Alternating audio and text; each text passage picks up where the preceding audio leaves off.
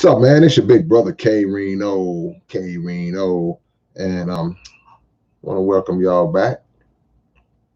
We back. We're back. I want to welcome y'all back, man, to another one of my live streams. This one is open topic. As y'all know who are familiar with me, I'm very familiar with a lot of y'all's names now, and so y'all know that from time to time I will just open the floor up and allow y'all to ask me questions or allow y'all or just to talk about any subjects that may be on your mind. And if there's any questions that y'all want to ask me during these open topics, feel free. And if I have the answer, I will provide the answer.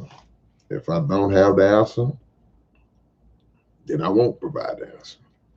Because I never profess to know everything. I don't act like I know everything. It's too many people. It's enough people in the world acting like they know everything for me to be running around here contributing to that. So as you come in, please hit the like button for your big brother.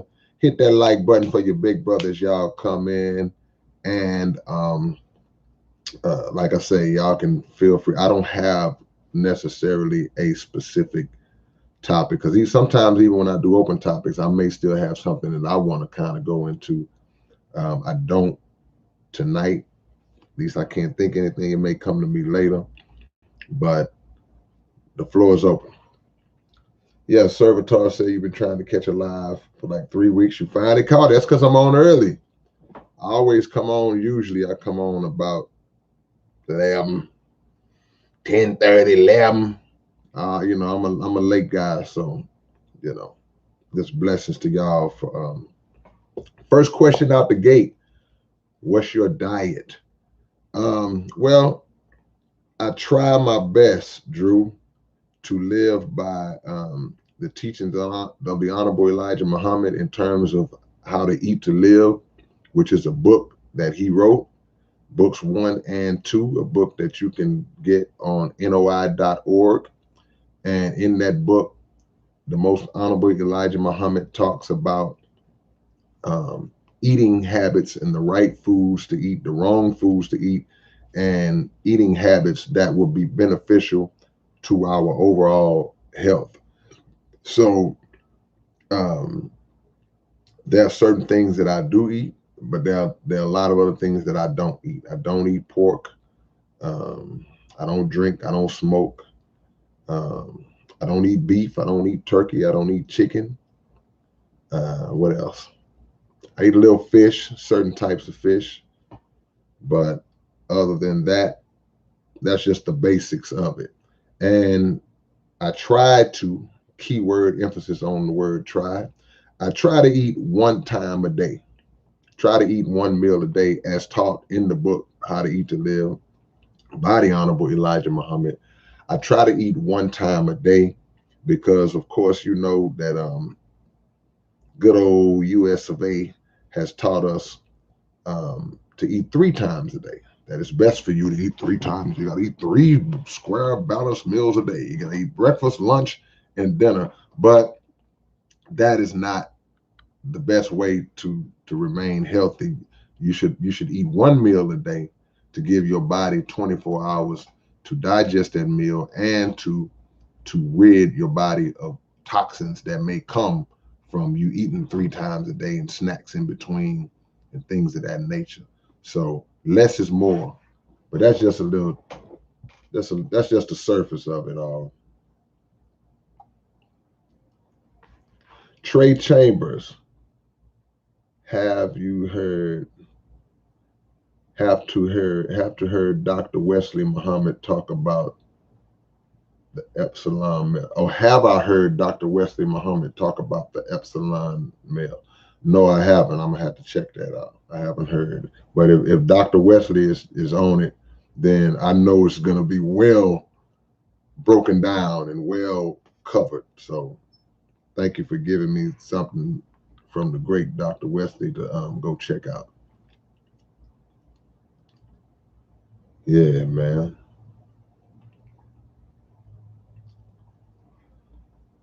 When are you gonna drop a new song? Well, Keith the King I don't know if you heard the last single I dropped on right here on my YouTube channel. It's called "A Good Problem to Have." I don't know if you heard that. Let me know if you heard it. If not, go on, right. It's right here on my channel. It's called "A Good Problem to Have." It's just a single I threw out there. It was actually supposed to be on my last album, "Blessing and the Burden," which if you haven't got yet, go get it right now from southparkcoalition.net. Anytime I get a chance to drop a commercial on y'all, I'm gonna do it.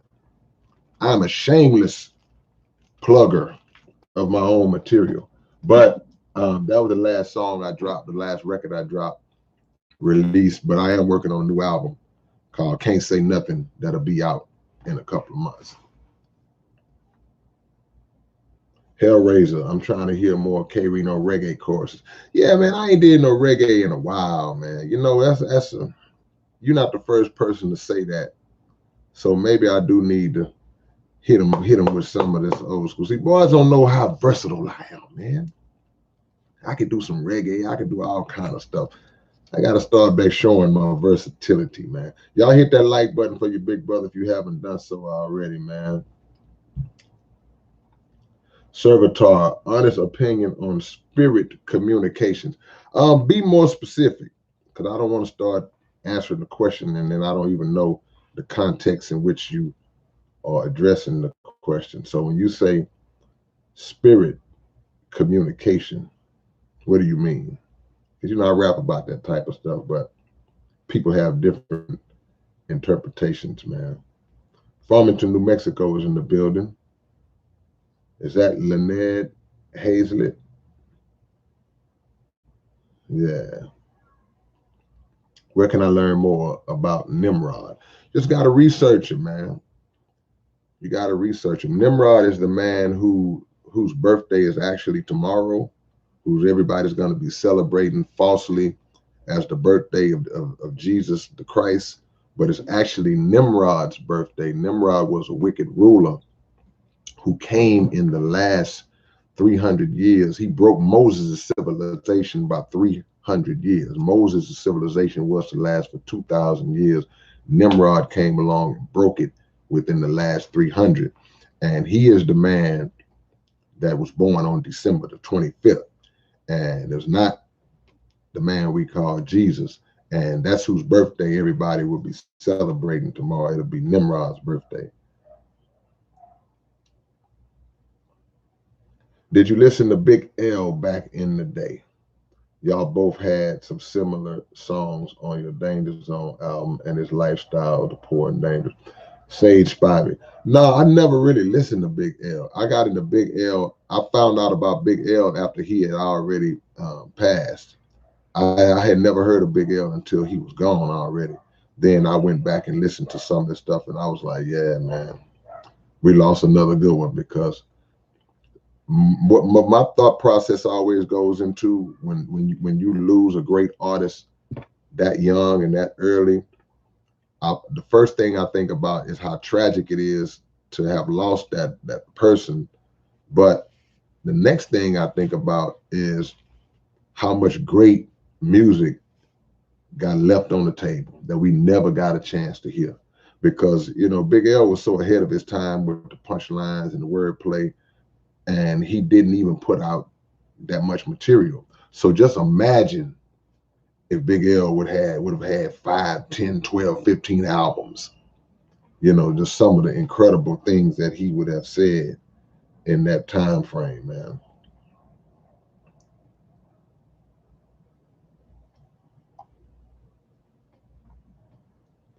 Let me say this real quick because, man, I lost your question.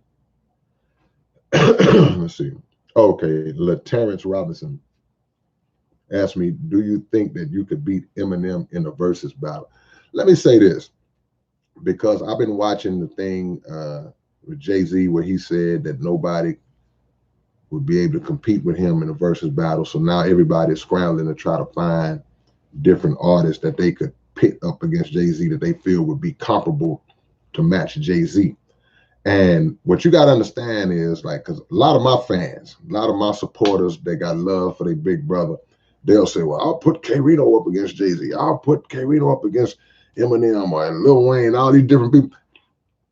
That's not going to work, because I'm not on that level in terms of the mainstream popularity. I don't have hit records like that to where you can say, well, Jay-Z got this song and Eminem got this song and this guy got that song. You can't do that. I have a small underground following. So my fans look at it like, well, yeah, I feel like he could stand, but it would only be a handful of people that know my material. So that would never work. And then from a business standpoint, it wouldn't make sense for the people who run the Versus brand and like, who this guy? We don't put this guy against this. You know, it has to make sense. So while I appreciate when people say, well, man, I think you could do, that's because you may know my songs. You may be familiar with my songs, but you know, it has to make sense. The playing field has to be leveled to a degree, if y'all understand what I'm saying. Let me see what else we got. This is open topic tonight, man. Y'all asking some good questions already. Y'all already early on hitting me with some good stuff. Hit that like button, y'all. Let me see. When are we getting that Houston Is remix for Zero? That's a good question. That's a great question.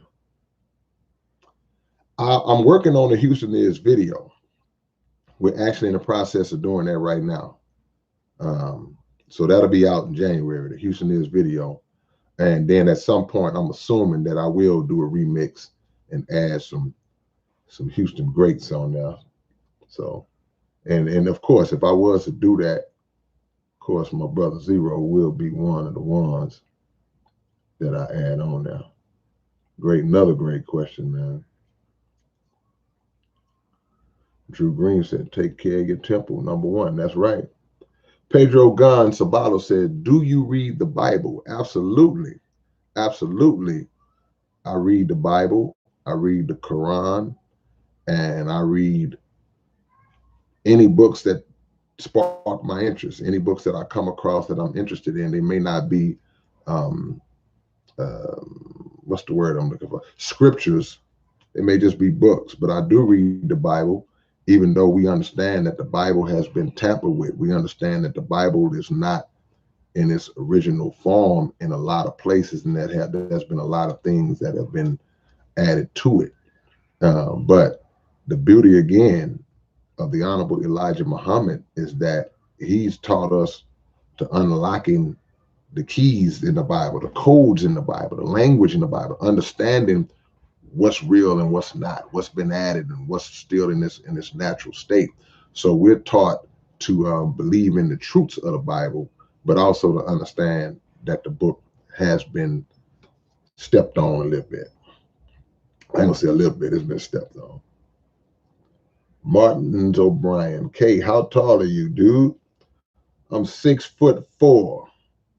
6'4", man. Yeah. I'm 6'4".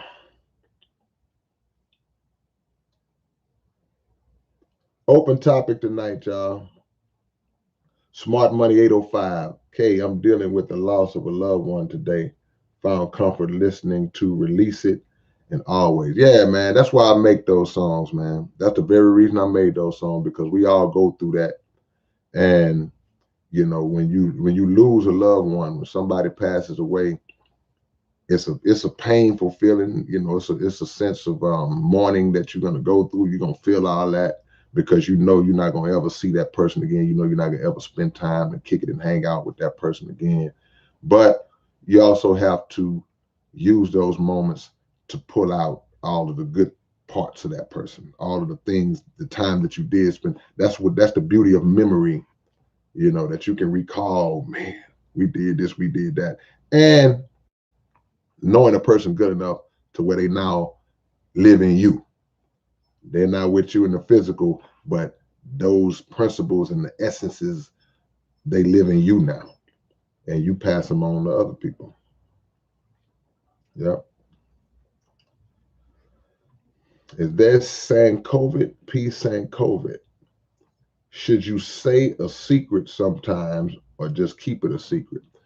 If a person has entrusted you with what we call a secret, you should never repeat it. That's what loyalty is. That's what being a true friend is. If somebody confides something to you, meaning that if they tell you something in confidence, like, man, I really need you to keep this to yourself.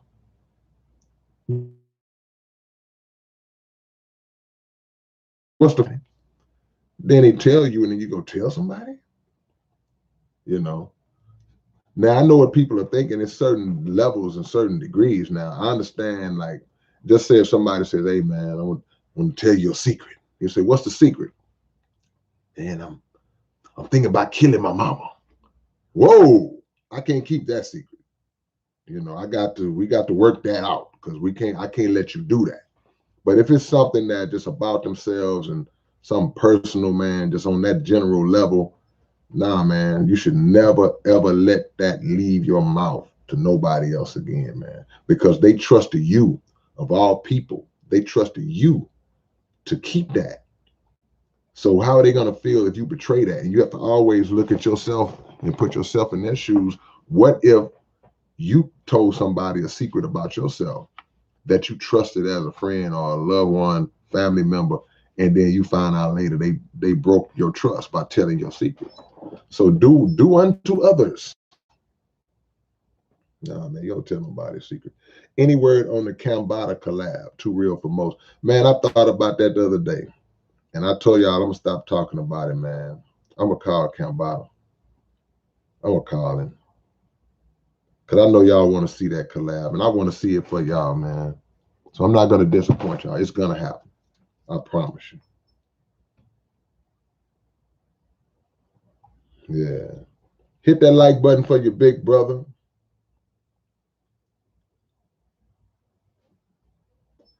So, Servitor, you're asking me, do I think that it's okay to do? What you mean? Try to communicate with spirits? I would say more so not necessarily try to communicate with spirits like you're doing a seance or something.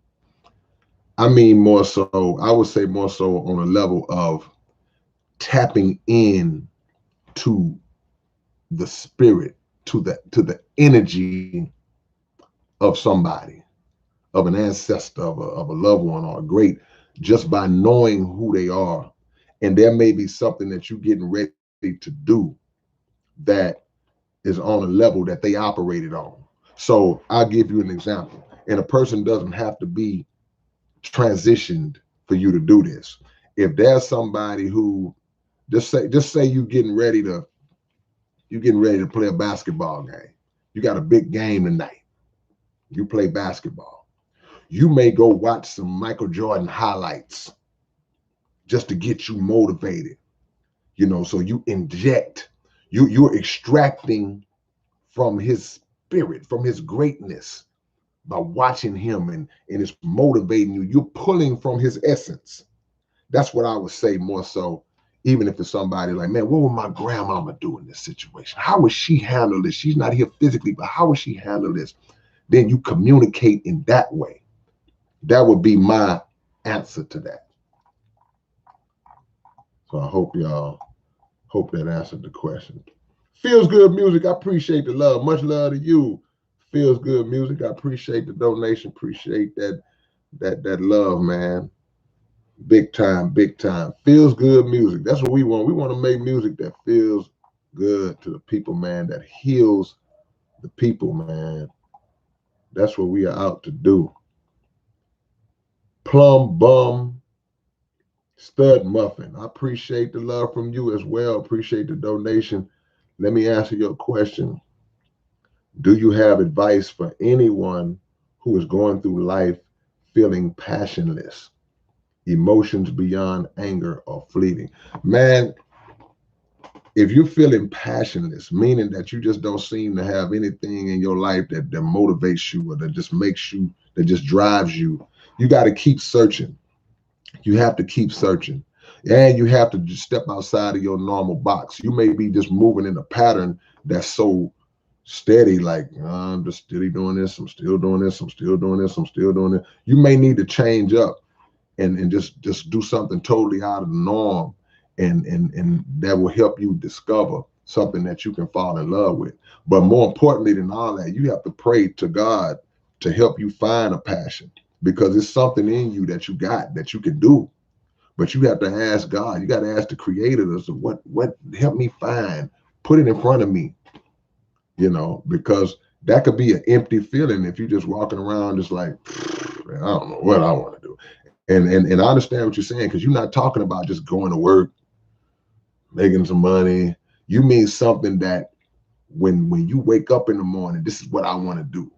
It motivates you. It energizes you. You have a passion for it. You can do it all the time. So yeah, you have to pray for that, and then you have to start searching for it.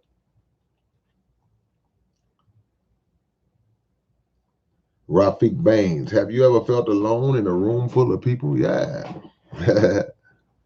all the time.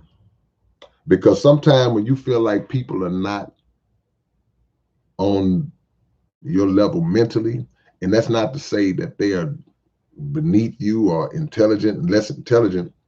It's just sometimes we are on frequencies that other people may not be on in that moment, and we are in a mental realm, a mental state that other people are not on, and you like, they on something else right now, so they don't get it. But they do that with you too. Sometimes people are on levels that you ain't on. They're looking at you like, so. I missed another super chat. I'm trying to find them. Shout out to The Real. Appreciate that love from you as well, The Real. Hey, man, how do you unwind, diffuse your mind after overthink things that, hold on, let me see something real quick. This happened to me last time. All right. I ain't gonna lose y'all today. You can't overthink situations that have already occurred. You understand what I'm saying? If, God forbid, if your dog dies, you're gonna feel the pain, but you gotta move on. You gotta move forward. You lose a job, that job is gone. It's over. You gotta start working towards finding out what the next phase of your life is gonna be. That chapter is closed. So if you're sitting around just dwelling on it, your wife left you, your husband left you, so you just dwelling on it. No, you have to move that to the side. It's over. That's in the rear view. And the way to unwind, you have to have a spiritual connection with the Creator. You gotta be like, look, whatever is meant for me, I know you're gonna put it in front of me. I know I'm gonna have it. But you never, like they say, cry over spilled milk. When the milk spills on the carpet, you soak it up, clean up that spot, and you move on. Don't sit there where it's over. You can never put that milk back in its original form. So you unwind by surrounding yourself with positivity and positive people, and finding, like my other brother said, finding a passion, something that satisfies your spirit. And I'm trying to find my other brother. Dollar Bill, y'all. Look, hey, y'all go watch the interview I just did with my brother, Dollar Bill, Martial Arts Productions. Y'all go watch that interview, man. There he is, T Stamps. That's what I was looking for. T Stamps, thank you for the love, T. Thanks for sharing your wisdom. You're a great rapper, not to mention very insightful on a rare topic. Hey, look, man, thank you, bro. I mean, I can't do it without y'all. God is great. Nothing that I say, nothing that I talk about, nothing that I speak about is of me. I learned it. I learned it from the teachings of the Honorable Elijah Muhammad, the Honorable Mensa Louis Farrakhan, Dr. Abdul Halim Muhammad. I learned it from my two great parents. I learned it from my life experience. I learned it from listening to other great rap artists and other singers who injected those type of messages in their music. It's been a cocktail of teachings that people who have imposed their knowledge on me. Marty Moore, I see you. I see you, man.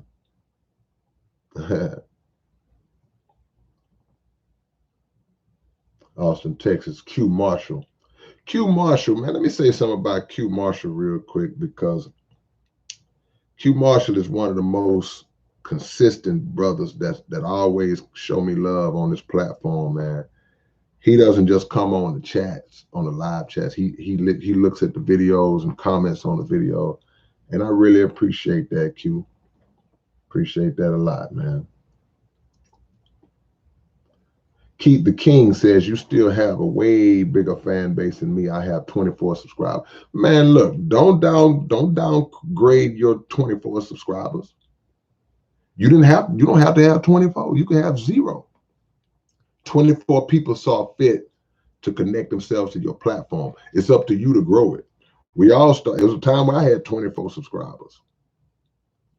Be grateful, be proud for that, and just work to build it up. Don't look at that as like, oh man, I only got, all I have is. Sometimes we do shows, right? And you have good shows and you have bad shows in terms of crowd size. And you may do a show and the place is packed, right? Okay, you show up, the place is packed, let's do what we do, have fun, and get on down the road.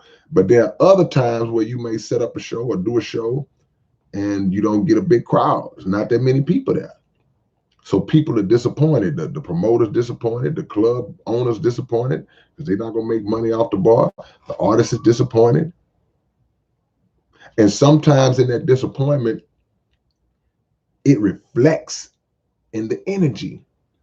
So if I show up, I've been rehearsing and working on this show for a month, and I know this show is going to be big. Then I get there, and it ain't but 24 people there, like your 24 subscribers, right? I should still have the same energy and the same force and passion to do that show for those 24 people that showed up, because I should show my appreciation to them because they didn't have to come. So if I get disappointed, oh man, there were 24 people here, man. I ain't gonna even do my whole set, man. Then you being disrespectful to the 24. You can't worry about who's not there. You got to get down for those who came because they saw enough in you. They had enough love to show up. So my appreciation is going to be greater because I'm going to say, whoa, this was a bad one. We didn't get the numbers we thought we was going to get. But guess what? For the people that's here, I'm going to do my best to give y'all what y'all came to see. Because when they really rock with you, they not really work. Look, Stevie Wonder is my last living musical hero. Sam Cooke is gone, Prince is gone, Michael Jackson is gone. A lot of my musical heroes are gone. Stevie Wonder is my last living musical hero. If something happened tomorrow and they say, man, Stevie Wonder coming to town, and and I managed to get tickets to the Stevie Wonder show, if I get to the venue and it's only 12 people there, it could be a place that holds 2,000 people and ain't but 12 people there. Do you think I'm gonna be looking around like, man, where everybody at? All I care about is if Stevie is there. And when Stevie walks out, I'm gonna rock out the same way. Why do I need everybody else to? I'm focused on who I came to see. Now, of course, does it make it look live? Or is it a better scene, better energy when it's a lot of people there? Yeah, you want to look back. Well, it's a nice crowd. But at the end of the day, I'm coming to see Stevie. Appreciate those who show up. The world is run by those who show up, said a wise man. Who said that? Who said that? The world is run by those who show up.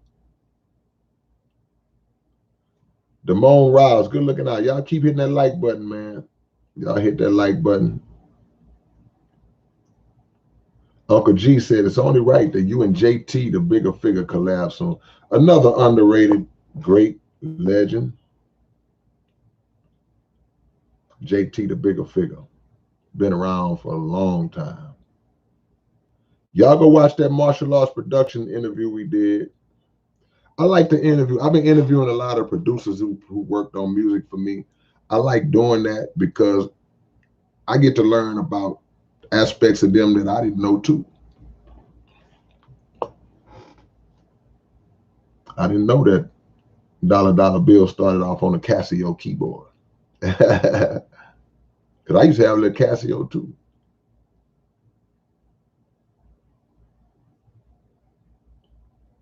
What's the deepest secret you learned? I can't tell you that. It's a secret.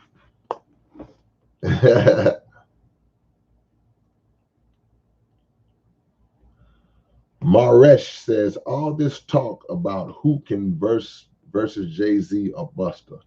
I just signed on to say, I know for certain we got at least one or two. Okay, wait, here's the solution. Let me give the solution. If everybody is saying that nobody can do a versus against Jay-Z, and then 2 or 3 weeks back, everybody was saying nobody can do a versus against Buster, let them go at it. Why not Jay-Z versus Buster? Makes sense to me. How many songs do they do on a versus? They do 20? I think it's 20, right? Buster got 20. We know Jay-Z got 20 minimum, right? So match them up. Set it up.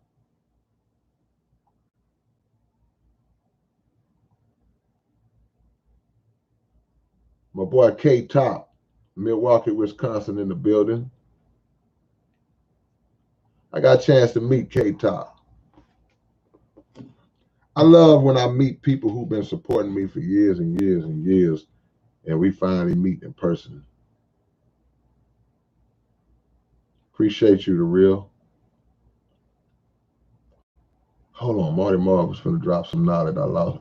Marty said, did you know these streaming services mess over y'all real MCs? For instance, I have Napster. They took down all of the albums that I listened to the most and suggested they suggested T-Rash.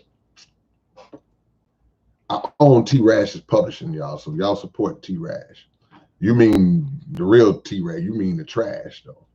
Yeah, I mean, that's been a word that's been circulating on a lot of these platforms lately, a term rather that's been circulating a lot on a lot of these platforms, whether it be YouTube, whether it be the music streaming platforms, Facebook, whatever. And that term is shadow banning. Now, I haven't delved deep into it enough because they always people tell me, man, K, you being shadow banned. And the definition is basically, in a nutshell, just to say that, you know, there are powers in place that are intentionally keeping your message from being exposed on a bigger level. And I found that interesting to me because I always go back to when I was talking to y'all a while back about my song Grand Deception and how years and years and years ago, it was at 1.7 million views and it just stopped at 1.7 million. It never reached 2 million, never reached 2 million. And I was like, all of a sudden, it just in 10 years, in 5, 6, 7 years, it's gonna just creep its way up to 2 million, but it never did. So I can believe that there are certain artists and certain songs that may be getting moved out of some kind of way, muscled out of the algorithm some kind of way, but I don't know the depths of it. But these people ain't stupid. So I wouldn't put nothing past them. They'll try to push and promote to you a lot of the superficial art and try to remove a lot of the substantive art from your circle. And you're like, man, I don't want to hear this. What's up, Lester? Hellraiser. Hellraiser says, so much gratitude for the grace God gave me that I didn't even deserve. That's all of us, bro. Thanks for all the knowledge and love of the past year, man. I for sure absorbed a lot. Man, that's all of us, man. That's all that grace is. The definition of grace is undeserved mercy. Grace, you get a grace period. Your bill was due, but they gave you a grace period. But in reality, they should have cut your bill off. That's how God works. He gives us grace, man. So we have to be very thankful because it's undeserved mercy. So yeah, we all in that boat with you. Brother Lynch Hong and Gangster Nip is the only verses I care about. That would be special.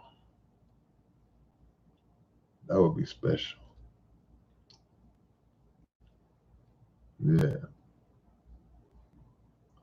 Rhyme writing pro tips. Your process beginning and stuff, please. Are you asking me that? Marjuka? You're saying rhyme writing pro tips. Because if you're asking me that, I got an easy answer to that. I don't know if you are asking me that, but where's my book? Man, I can't find my book. Hold on.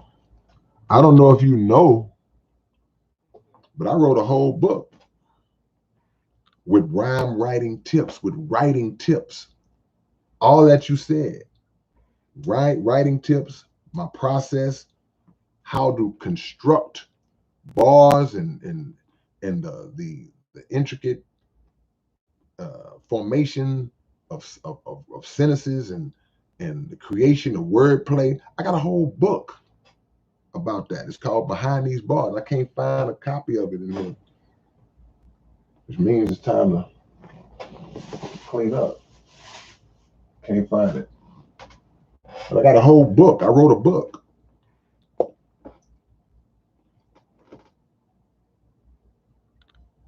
Come on now.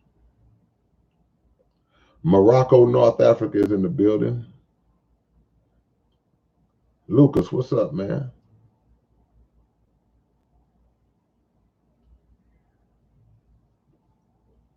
I appreciate the love, man. It's open topic tonight, y'all.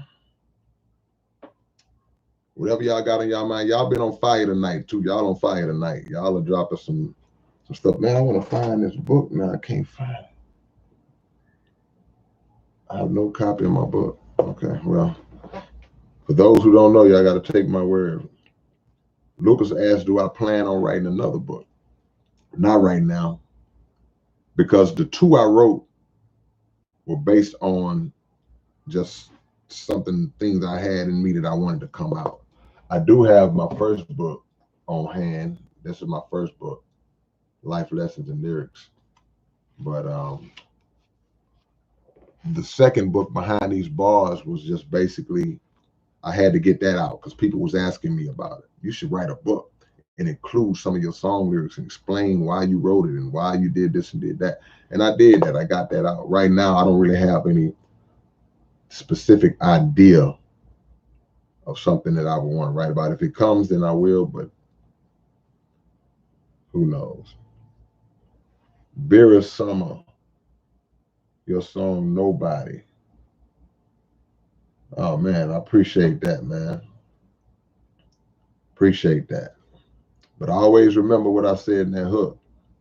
It just feels like that sometimes. It's not necessarily true.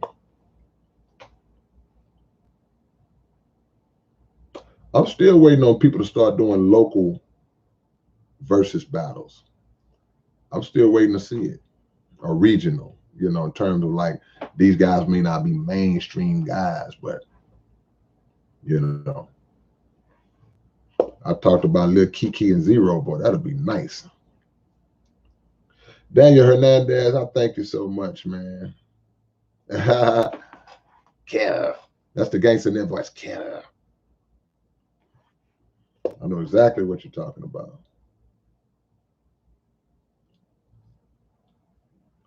Does anybody have info on Nasara Gasara. I don't know what that is, brother.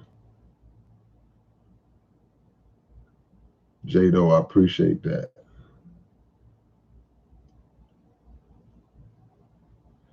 Kristen, the name of my next album is called Can't Say Nothing, meaning that they got you under the microscope. Everything you say, everything you want to say, especially the truth, they on your head. They're censoring everything. They blocking everything. Just like my brother Marty said, they banning, they taking away, they shadow banning and extracting, removing. Can't say nothing of truth, because that's the invisible side of it. Oh, you can talk some nonsense. See, this world is set up so dirty, man. You could talk crazy all day long. See, this is how you have to know that there's an agenda in place. You have to understand that there's an agenda in place, because why would it be so, why would they be so quick to remove anything that's informational, any knowledge, any type of information, even if it's proven facts, even if there are sources to back up it's truth, the truth that's in it. If you disagree with a policy, if you disagree with a lifestyle, if you disagree with a manner of operation by certain groups, and you express that, they cut you off instantly. Instantly. But if I was on here talking about B's and H's and suck this and lick that and kill this and murder that, that doesn't get taken down. So that in itself should, at least, at the very least, just raise an antenna, like, at the very least, you say, well, why? You should at least ask why. That should give you the understanding, like, So anything negative, it's allowed to stay up. If I line up 25 women in G-strings and just have them booty bucking and twerking in a video, and I'm just standing there doing this, that'll be up 10 years from now. That's not going nowhere. Not going nowhere. But if I say, well, man, I don't really believe in the punching the arm, because there's factual information that opposes a lot of what's being said about it, and out of there. Come on, man. It's right in our face. Plum Bum Stud Muffin, thank you again. Do you feel more satisfaction after dropping an insane multi-syllable intricate track, or a more personal, emotionally intense track? Has the answer changed as you've grown as a man as well? Well, I feel the same satisfaction, just in different pockets, if that makes any sense. Because your songs and your albums are like children, and you're going to love all your children equally, but you appreciate the different qualities that they have. So one of your children might be a doctor. One of your children might play in the NBA. You appreciate both for what they're able to do. Now, my personal love, because that's my original love, is lyricism. It's lyricism. So if I do put together what I call a bar bracket, and if I can find my book, because I talk about bar brackets a lot. I coined that term, so don't nobody steal it. When I put together, like you say, an intricate multi-syllable bar bracket, where you're just like, ooh, and it all comes together perfectly, and it makes perfect sense, and the flow is just right on that beat, man. That is a level of euphoria that you get. You're like, man, whoo, that came together nice.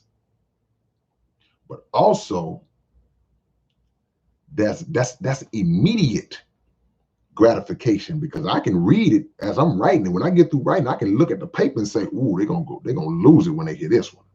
I can do that. So I can already get the satisfaction out of that. But if I write a heartfelt song that's from the heart, that's meant to try to help somebody else that's going through something, that gratification comes later on when I meet somebody who tells me what that song did for them.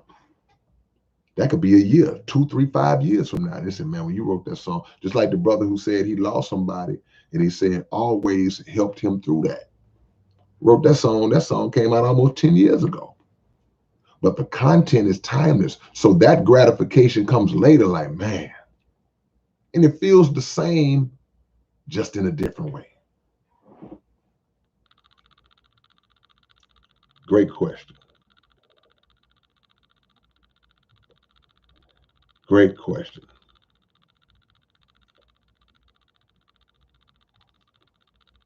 Lester Smith, do you read your horoscope? No, I don't believe in horoscopes. Who originated the horoscopes? I know there are people that will say, well, that goes back to our ancient histories. And okay, well, the conversation that surrounds the zodiac signs in a lot of ways is inaccurate to me. Because somebody will say, well, oh, I can't be with him. He's a Sagittarius and I'm a Pisces. We just don't go together. But I would contend that any so-called signs of people, there are combinations of everybody who are together or been together, who are friends, marriage, whatever, and some make it, some don't. It has nothing to do with that. And that's just one level of it. I know y'all will say it's more to it than that, but that's just my thing when I have conversations with people like that, when they try to equate the horoscopes and all that to why this is why you are the way you are. This is why you act like this. And this is what ain't got nothing to do with it. Man, those Scorpios, bro. We see when it comes to a Scorpio, we gonna always keep it real. Well, the Sagittarius gonna say the same thing. You think the Virgo ain't gonna say he don't keep it real? Oh yeah, you know what, us Virgo, we fake. Right about that. Everybody's. Let me shut up. Rashamir Jones, they love the devil because the devil gives them nothing. Absolutely. True words. We love the devil because he gives us nothing. And we keep going back. Can I get another plate of this nothing? That last nothing that you gave me, devil, was so good. But it's nothing, so I didn't get full. So can you give me some more? Nothing?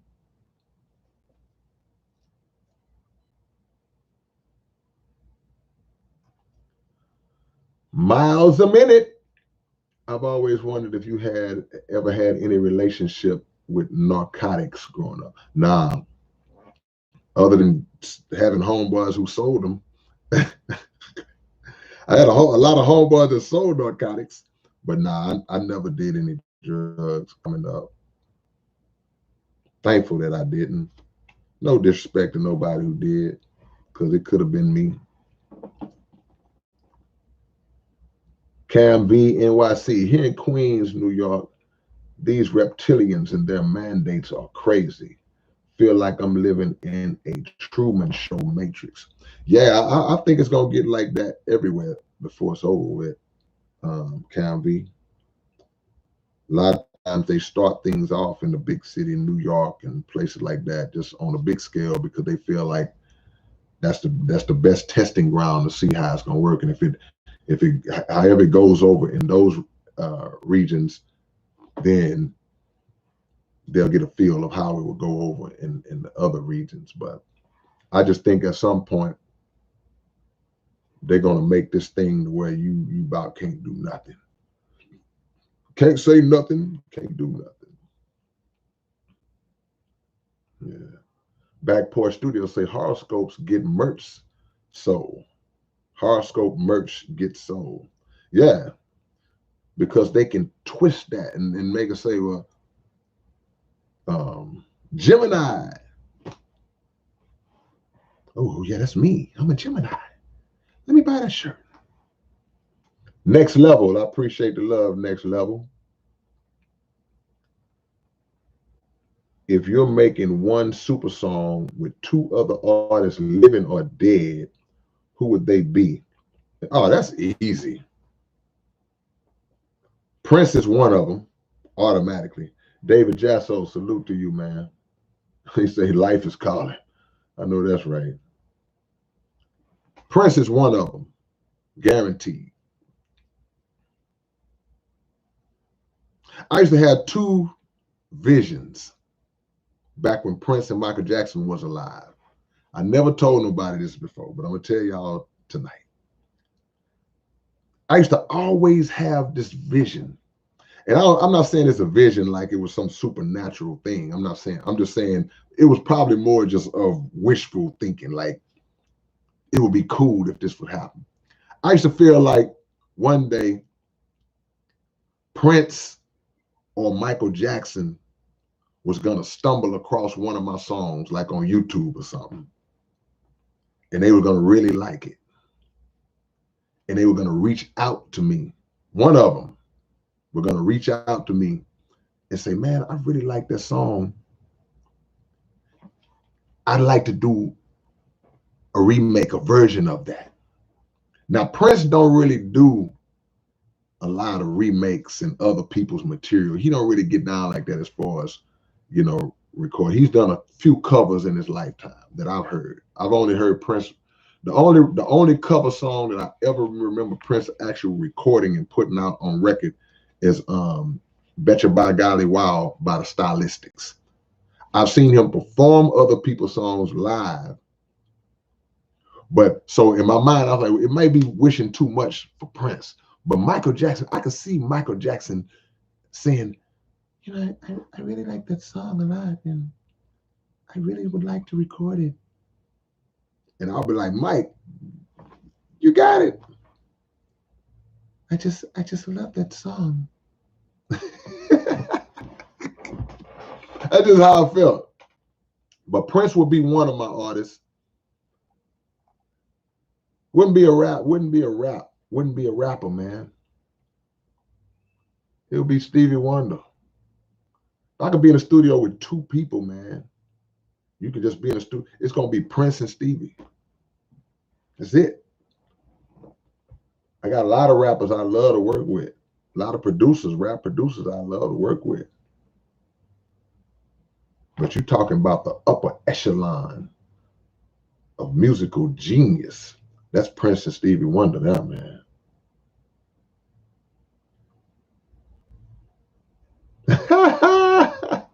Time out, man. Time out. Y'all know we do OG salutes, man. And the spirit of Prince the spirit of Prince just entered into the chat, and he came in the vessel of the OG, Willie D, Ghetto Boys. Stop what we're doing right now. Y'all know how we do. Anytime legends come in the chat, we got to give salutes, thumbs up, power fists, 100s, love. Willie D is in the building, man. Willie D, and he brought Prince with him. This is Prince. I just hacked Willie D's channel. Let's do that song. Look, we got Prince Willie D in the building, man. I need y'all to give salutes right now, man, to my brother. Will, I got to get you a copy of my book, man.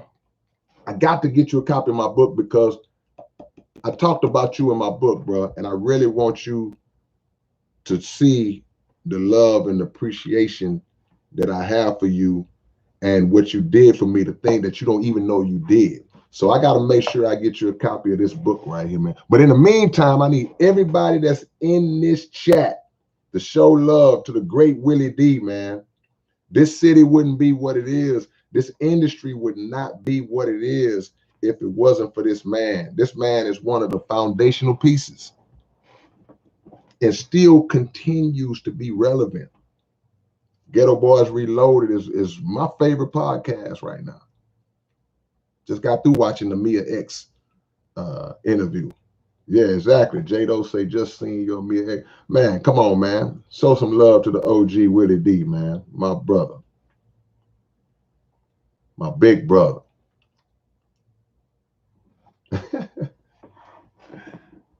He say Prince came into his body.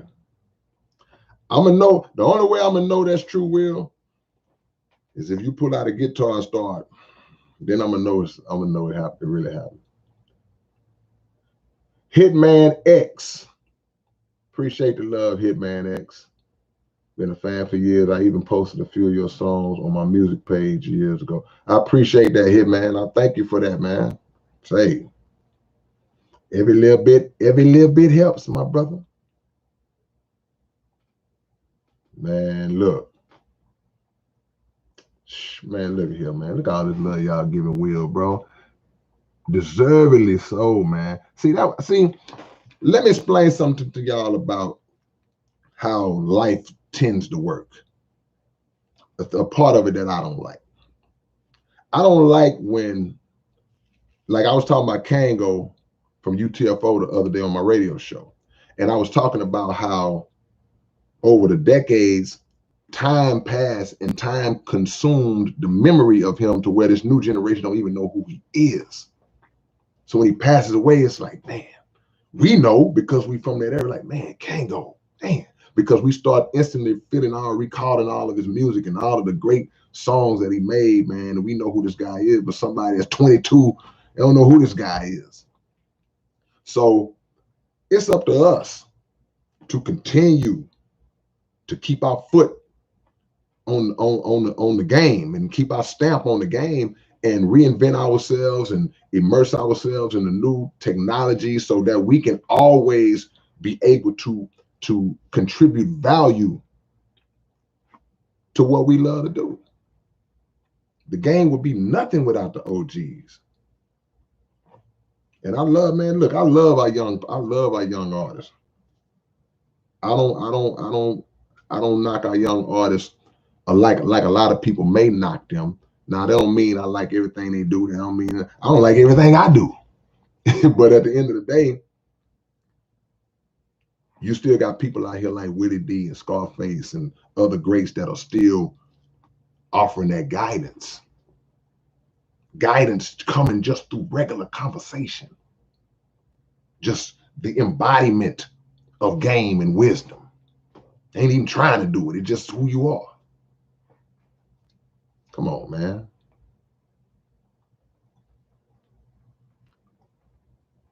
Open topic tonight. Open topic tonight, man. Whatever y'all got on y'all mind, this is your moment.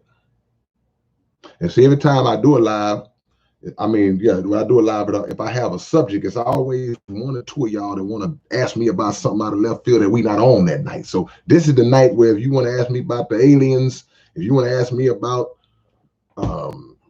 two-headed monkeys, whatever you want to ask, this is the night.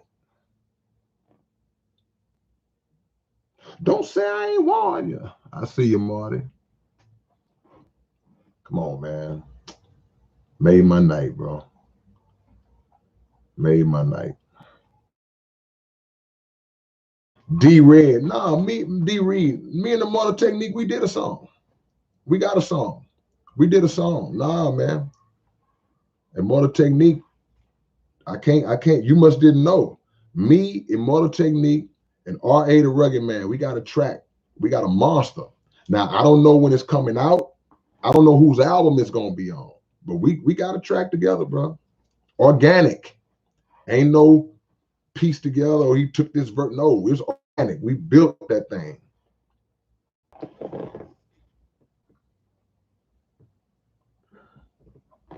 There you go. Yeah, we did a song, man. We did a song. I can't wait to hear it. What do you think about the 6,000 UFO sightings in the past year? I'm not surprised one bit about them. The reason being is because the world is starting to see that these crafts are really out there. I don't think that in 2022, as we roll into 21 week away from 2022, I don't think that people should still have this notion that these objects don't exist, or these objects are not real, or that they're mythical. No, they're absolutely real, and they tie into the scripture. So they're starting to show themselves more, and there are too many people. Just like you said, 6,000 was the number you placed just for this year alone. There are too many people that see them. But the government tries to keep this under wraps because the government has an understanding of what they are and who's behind them. And it's not some aliens from another planet, not some green men with tentacles and all. Nah. Let's go to your Bible. We talked about the Bible earlier. Go to your Bible and read about Ezekiel's will. When the prophet Ezekiel saw a wheel inside of a wheel in the sky, that's the best way he could explain it, as a wheel inside of a wheel. That was that saucer. He was seeing the future. He was seeing this day, and he saw those crafts. So I'm not surprised people are seeing them. They're making themselves seen. They want you to see them. They're not hiding. They're not hiding.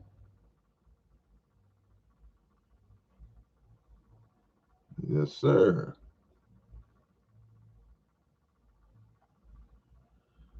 $9.99. K-Rino, do you like philosophers? I mean, yeah. I mean, if your philosophy is rooted in some good information and some truth, then yeah, I ain't got no problem with it. And if you are a philosopher, then every philosopher got their knowledge and philosophy from somebody else. So I just say give credit where it's due. Wherever you got it from, give credit where it's due. That's simple. See, we can't acquire knowledge and then start running around like we made it up. And a lot of us do that. We walk around like, once we come into some knowledge and some wisdom and some understanding, we walk around like we just all wise and like everybody. You didn't even know this 2 years ago.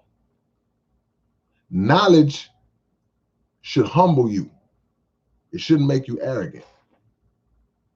And those are the two things that it's either going to do. You're either going to acquire this knowledge and you're going to get arrogant because you feel like you know more than everybody else. Or you're going to become humble, like, wow, it's really a blessing for me to be one of the ones to learn this. Because there's so many of us that don't know it. That's why the books say our people perish for a lack of knowledge. Too many people that don't have knowledge. So when you get it, don't look down on the people. When you gain knowledge, you instantly should thrust your mind into a mind of servitude. Like, I have a responsibility now that I know this. I ain't looking down on you because I'm ignorant. These Negroes ignorant. Nah, you got a responsibility. That's pressure that comes with knowledge.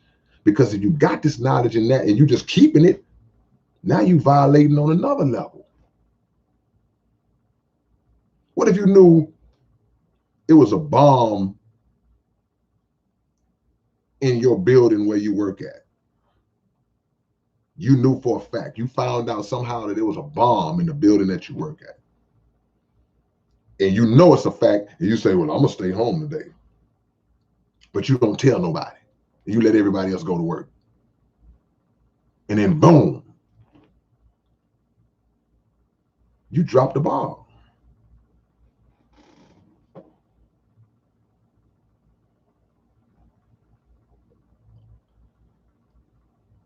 Plum Bum Stud Muffin says, you have one sentence you can say that the entire population can hear at once. No language barriers. Everyone understands. What do you say? That's a good question. I guess what I'm going to say is probably going to be pretty simple, but it's going to be probably love God. That may seem simple, but there's depth in that. There's layers to that. The atheists, oh man, they don't ever say it. It is what it is.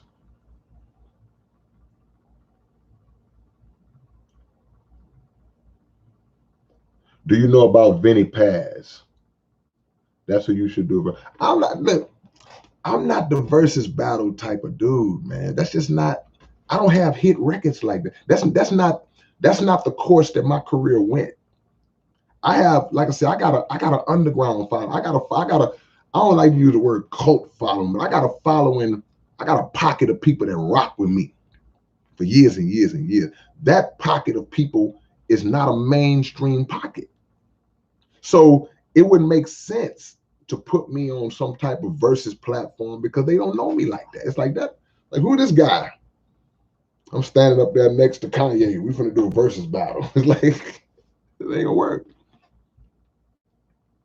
So I understand. Like I said, I know people who are fans of lyricism. They like, man, I want to see you against this guy, you against it. But in the versus platform, that's just not my, you know what I'm saying, D?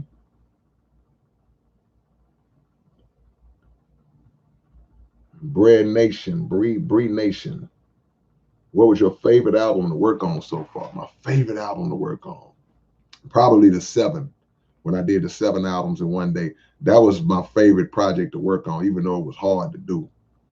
But the reason why I say that is because I knew I was doing something nobody ever did. But I also got a chance to work hands-on organically in the studio with a lot of artists as well, because I had a lot of features on that album, and it was cool to bring people into the studio and just basically let their creative juices shine. Like, hey man, put a hook on that. I'm not guiding you along. I'm not telling you what. Bring what you bring to the table. We're gonna make a gumbo, and a lot of artists came in and did that. Hey man, what you got on there? What you hear on that? We just put our heads together and created a lot of the songs on that project. So that was fun for me, having all those different singers and rappers and poets in the lab. A lot of times I brought them all in there together, same time. You're just bouncing that energy off. And people speaking straight and direct, like, nah, you could have hit that better, man. Nah, I don't like that. Let's redo that. Ain't nobody in there just acting like they like everything. Oh yeah, how does sound? Oh yeah, that's pretty good. No, it ain't. You don't like that. Hype the Great, my brother. Beautiful question. Beautiful question, man. What is your favorite Twilight Zone episode? Man, I got a couple. But the one that stands out to me the best is it's a 1-hour episode. If you know anything about Twilight Zone, you know that the majority of the episodes are 30 minutes. But they had one season, I think, 1 or 2 seasons of Twilight Zone where all of the episodes were 1-hour episodes. And my favorite episode is probably one of the 1-hour episodes called The Incredible World of Horace Ford. I love that episode. You got to watch it. I ain't going to tell you nothing about it. That's probably my favorite Twilight Zone episode. There's another one called a stopover in Willoughby. Willoughby, Willoughby. That's another one of my favorite. But the Horace Ford is probably my favorite episode.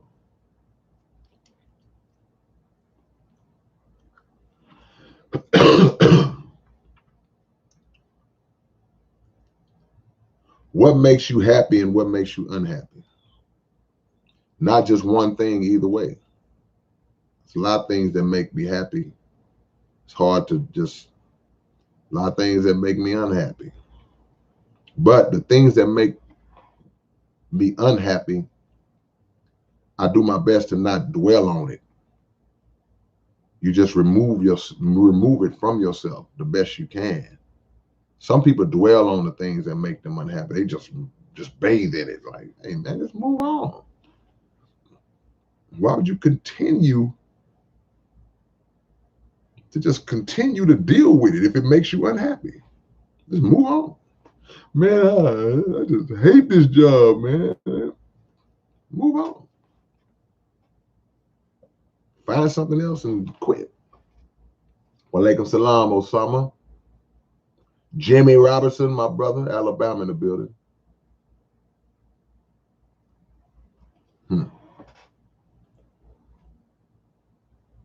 What happened to AC Chill? AC Chill, my brother. He had an aneurysm.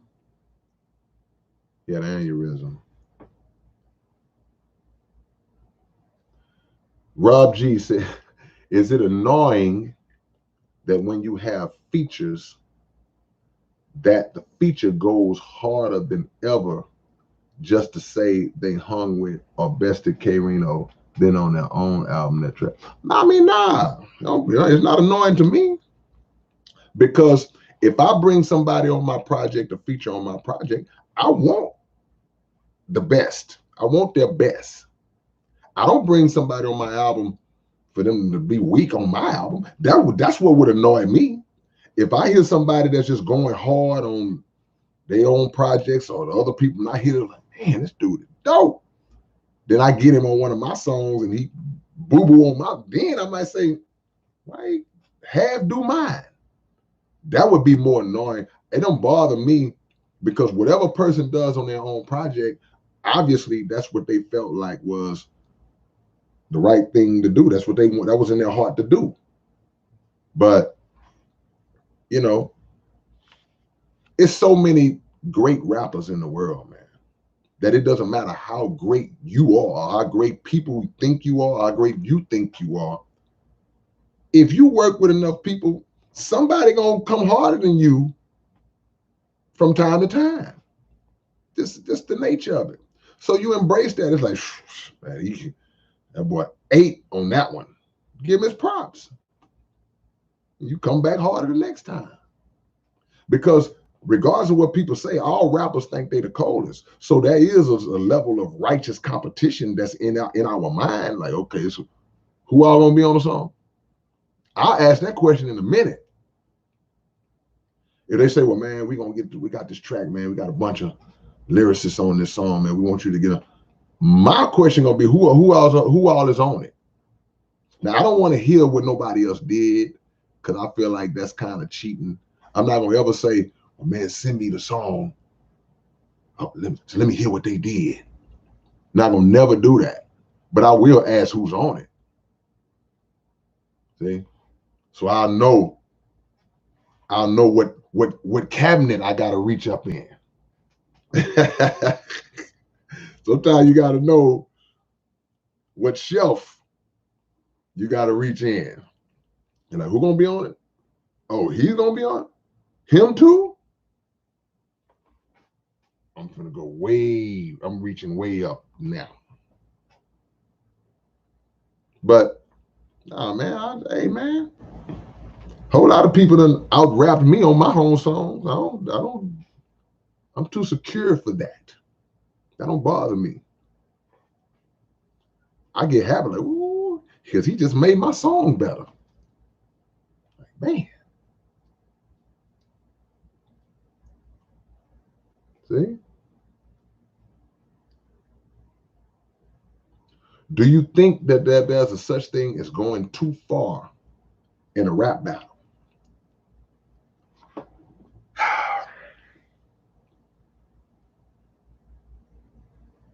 There's a time I would have said no, but yeah, now I think there is a time that I would say yeah. I'm gonna give you an example. I'm making this up. Just say you're getting ready to battle somebody and you know that their little child, their little baby, infant baby just died. You know this happened 2 months ago, right? I'm not gonna talk about that in my battle rap against this person. That's crossing the line. You don't do that.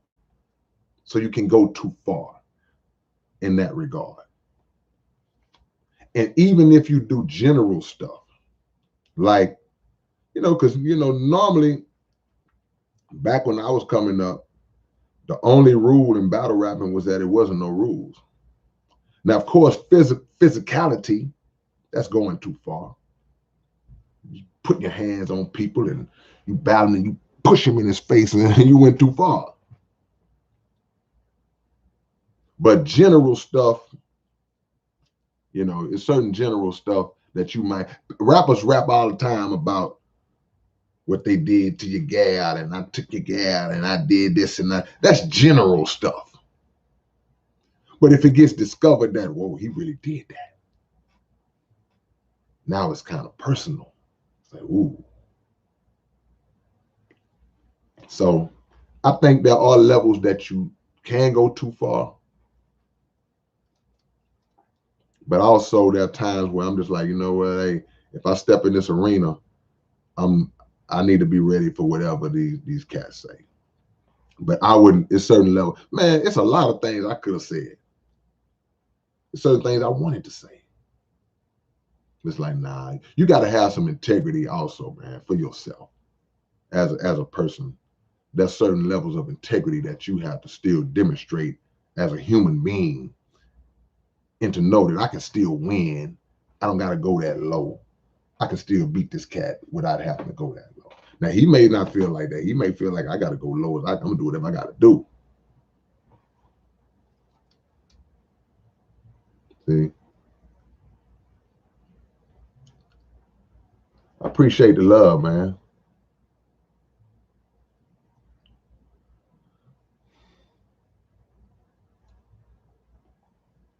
Hold on. Who in here?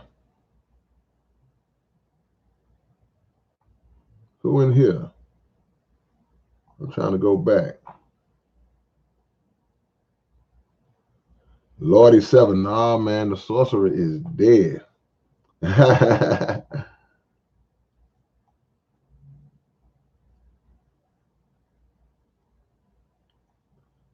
You said you think that getting money is the hardest thing if you're independent. I don't necessarily agree with that.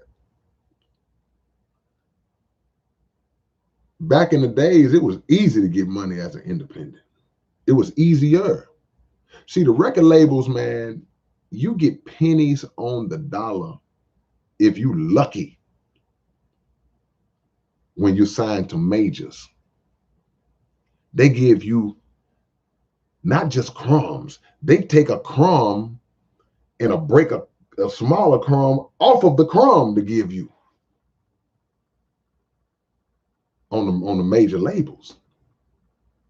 That's why you would always see back in the days in Houston and then over to Louisiana and just Memphis, down south, we learned the independent game early on because we was rejected by the big labels a lot of time. They didn't want to fool with us. So we learned quickly, like, wait a minute, these little distributors and one stops, they'll pay me $8, $9 for every record I sell.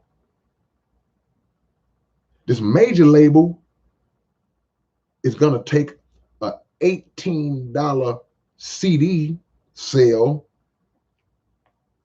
and pay me 12 cents off of it. Nah.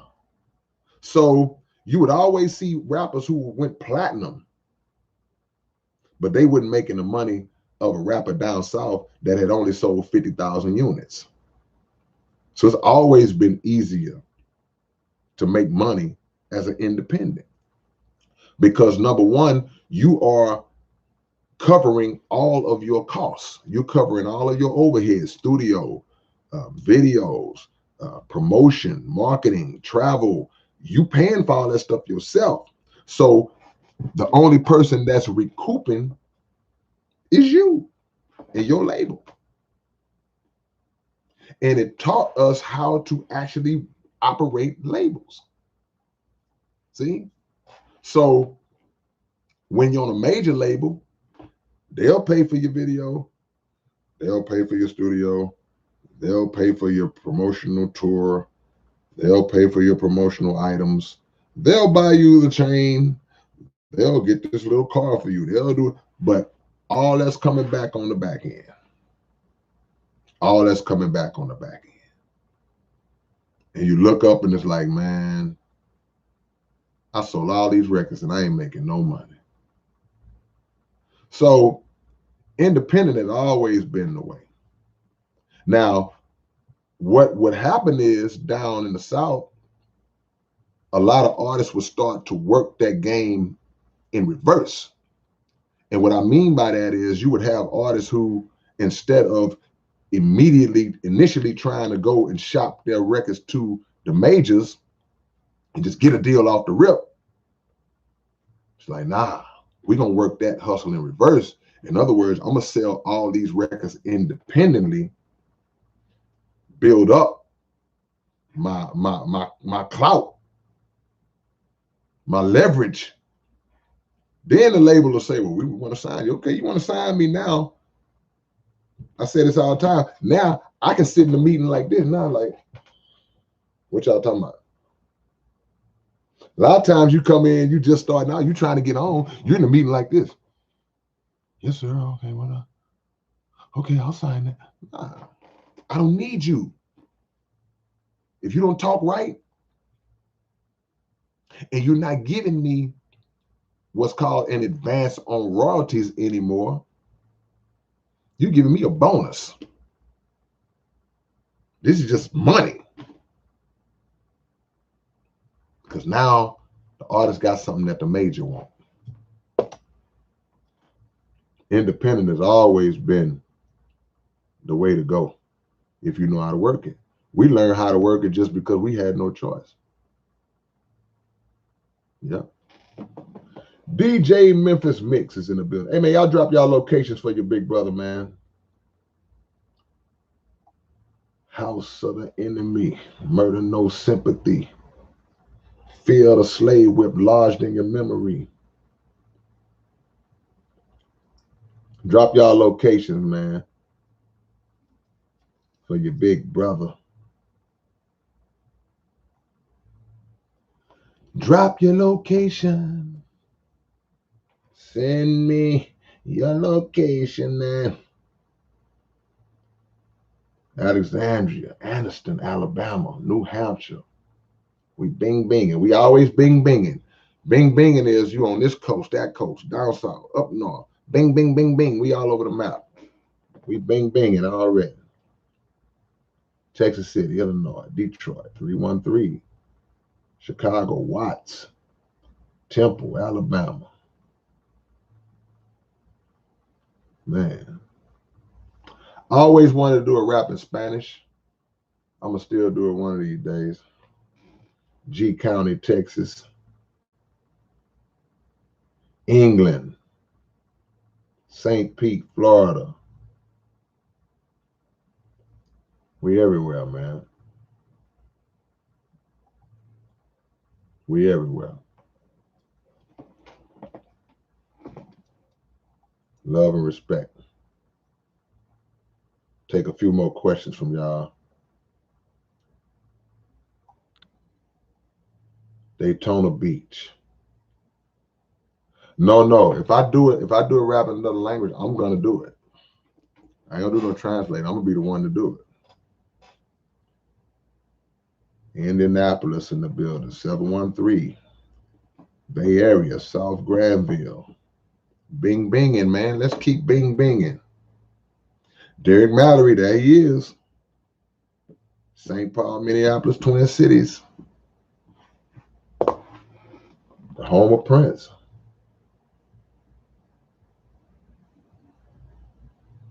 Man, Amarillo.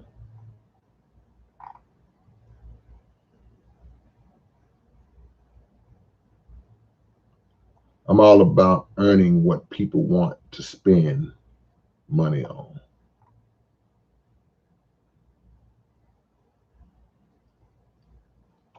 The other day, I think you want to say the other day, I brought up your name on Killer Priest podcast, and he gave you and Houston mad respect, and also called you one of the other. Where's that at? I need that clip. I'm putting together a clip of all the greats that show your big brother some love. How can I see that? What, Jado, tell me where I can see that clip of the Killer Priest thing. Because Killer Priest is,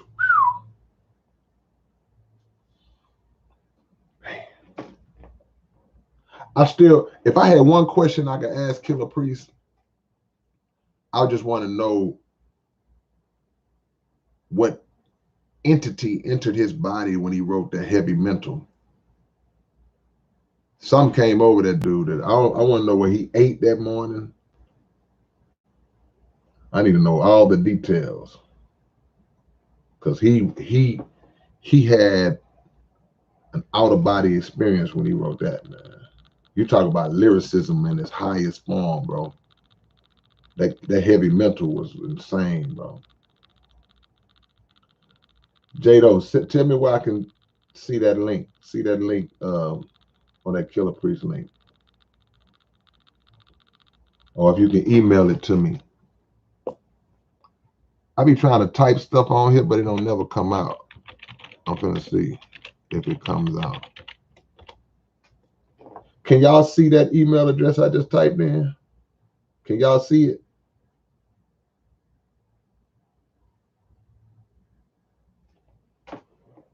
Let me know if y'all can see my email address. Okay, cool. Jado, if you got that, okay, it's an episode with Brother Garfield. So if I just look up Brother Garfield, it'll come up. Okay. All right, cool. I'm gonna check it out. Yuck Mouth, man. That's another one, bro. I hate when certain rappers are so underrated that they just don't get like a dude like Yuck. He's so hard, man. And I ain't just talking about back in the days, Loonies, I Got Five. Nah, man, that dude can rap, man. And I hate how people like him, it's like they don't get mentioned like they should. Hate that. Man. Okay, that's what it is. Nah, Maria. No, my book is not on Amazon. It's on Camazon. I do everything myself. But we in the middle of a restock. So when we put it back up for sale, both books, then I'll make an announcement so y'all can get it from the website. But in the meantime, if you just want to show your big brother some love, go get my new album, A Blessing and a Burden. It's on southparkcoalition.net. And since y'all can see my stuff, I'll put it on here. That's where you can get any music and all that type of stuff, man. Shout out to the homie Al Pacino. Al Pacino's so hard too, man. Beautiful. This book, Levi, is autobiographical. It's up to this point. The second book is breaking down lyricism and writing process and song structure and all that. But this book is life lessons and lyrics. Yeah. Have I ever wrote songs for other artists? Yep, but I'll never tell. Who knows? I may have wrote some of the classics of all time. Nah, I'm just playing. But I have wrote for a lot of artists though. Yeah. Hey man, I appreciate y'all love, man. I don't want to stand y'all head out on y'all head all night. Appreciate the love, man. Peace.